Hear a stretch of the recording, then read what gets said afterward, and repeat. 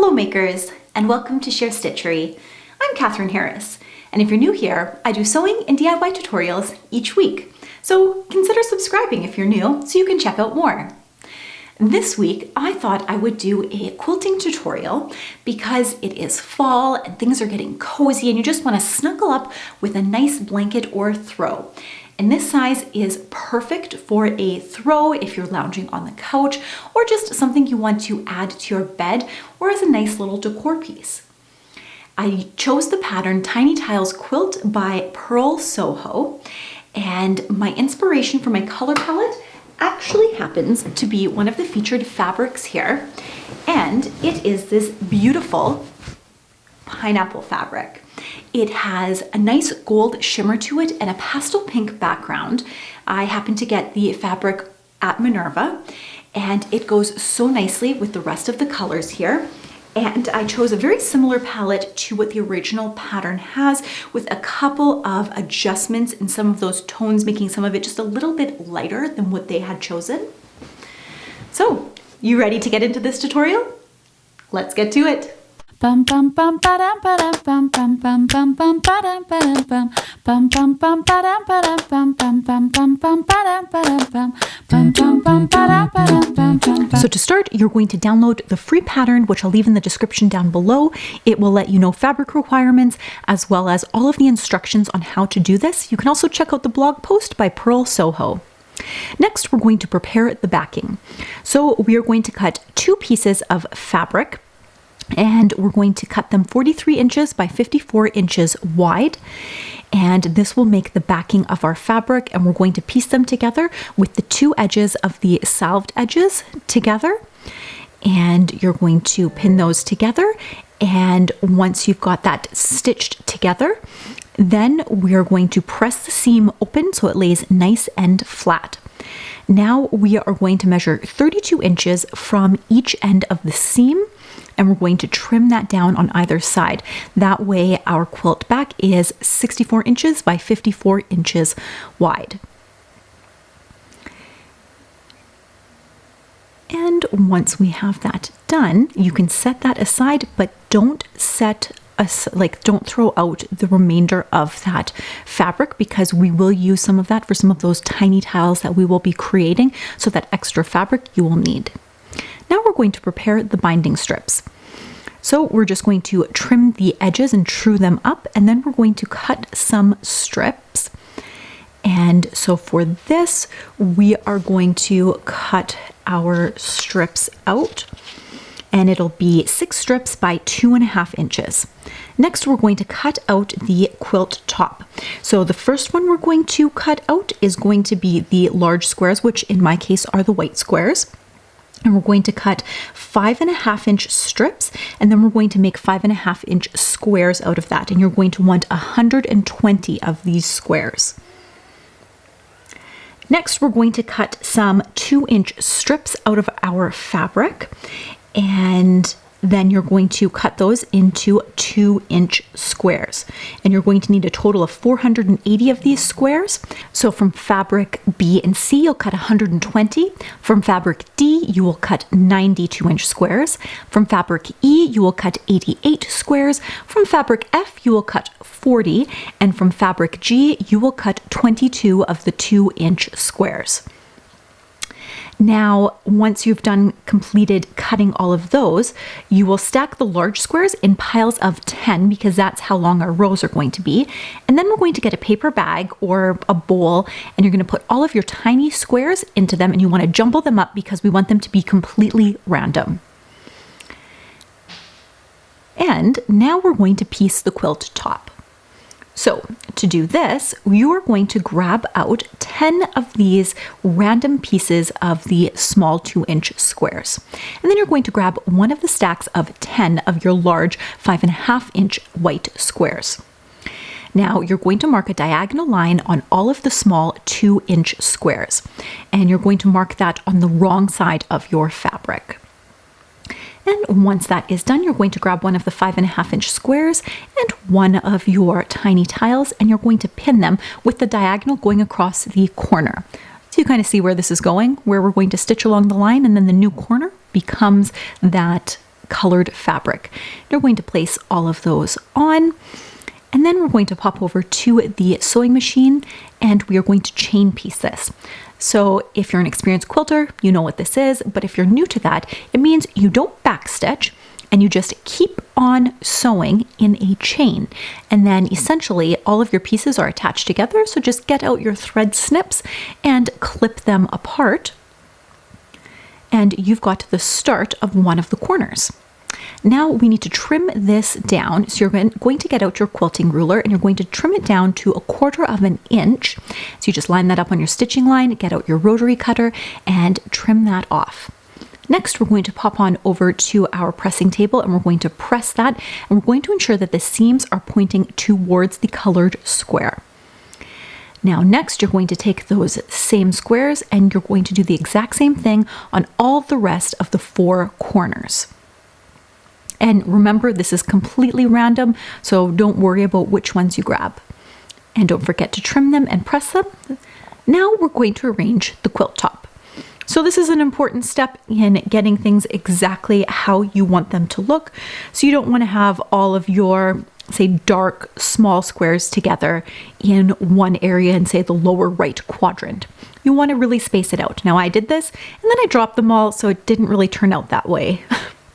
Next, we're going to piece these squares into the rows. So you're going to line out the rows, going all the way across on your sewing table, and then you're just going to place them right sides together and you're going to stitch down, and then you're going to press the seams in one direction. You want to make sure that those points are matching.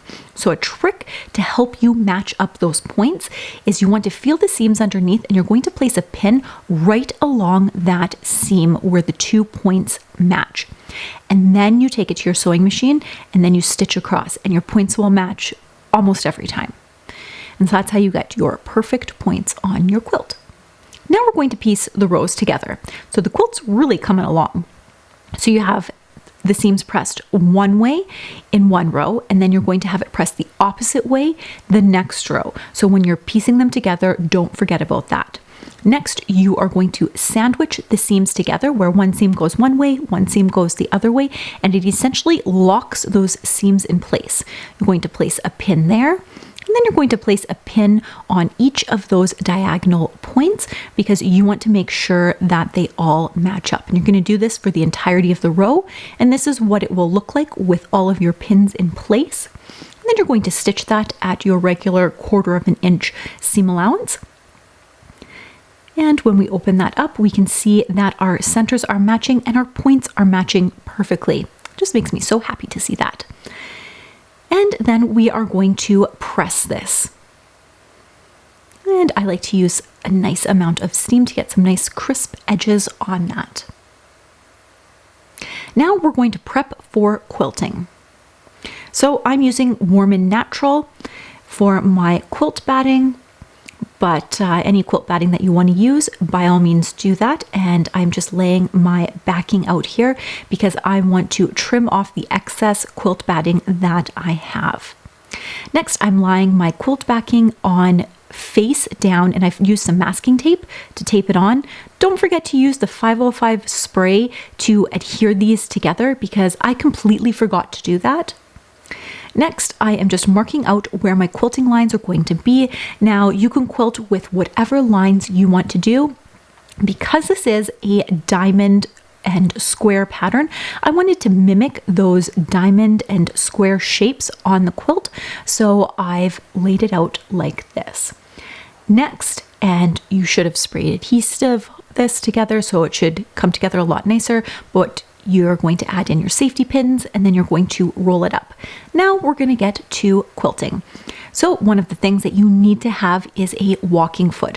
Otherwise, things are going to bunch up, your stitches are going to skip, and it's just not going to look pretty. When you attach that walking foot, make sure that you're attaching that little bar on the bar that goes up and down with your presser foot and your needle so that it will walk along your fabric. Now that you've done this, you're going to start off on the edge of where the batting is, and you don't need to backstitch, and you just keep on stitching. And you might want to adjust your stitch length depending on how you like your quilting, or if you want to get fancy, you can do some free motion quilting. And then we're going to take out all of our pins, And now we're going to square up the quilt. So I already squared it up and I am just cutting it out. It actually stitched where I had squared it out. Now you're going to add your quilt label. So I wrote out the quilt name, who made the quilt, and the year. And I'm just using a square, one of the 5.5-inch extra squares that I had. I placed interfacing on the side that I am going to be using the embroidery floss on. And then I'm going to hand embroider those letters on. And I don't want it to stand out too much, so I'm using a light pink embroidery floss.